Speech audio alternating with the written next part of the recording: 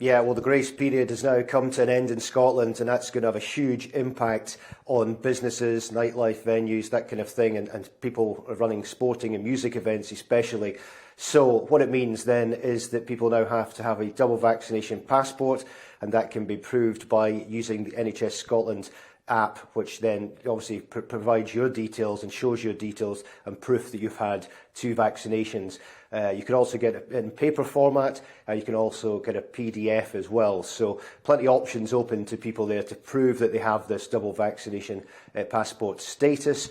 What it means? Well, it means that certainly if you go into nightclubs and dancing venues after midnight, you will need to show proof of a double vaccination passport.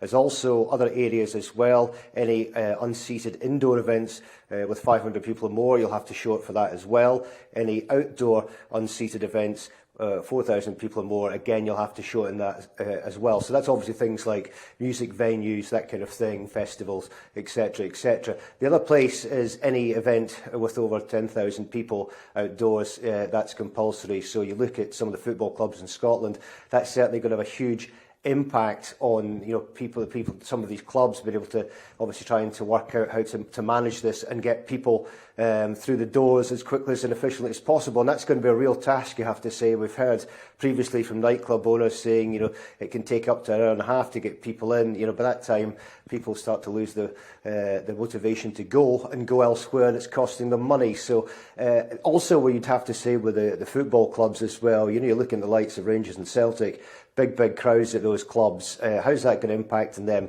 How are they going to be able to manage it as well? Because that's going to be very, very difficult if you've got to stop every fan and show the passport there. So that's certainly one to keep an eye on. I think that's going to have a huge impact on how that's going to work, and an impact in the football clubs as well, because it's so vast in terms of the number of people attending that they will have to somehow manage that. Now, in terms of governing it, is going to be done by local council officers, so they're going to be looking at obviously how that works and making sure that all runs smoothly, and obviously taking action if people aren't double vaccinated and manage to get into any of these venues I've previously said. So that's again something that's going to be managed. Also, the other thing that came out of the government's press release that was quite clear was that they are looking, certainly keeping in mind in terms of the rest of the hospitality industry, so that includes bars and restaurants, and they're not ruling out that they may include the double vaccination passport for those venues as well.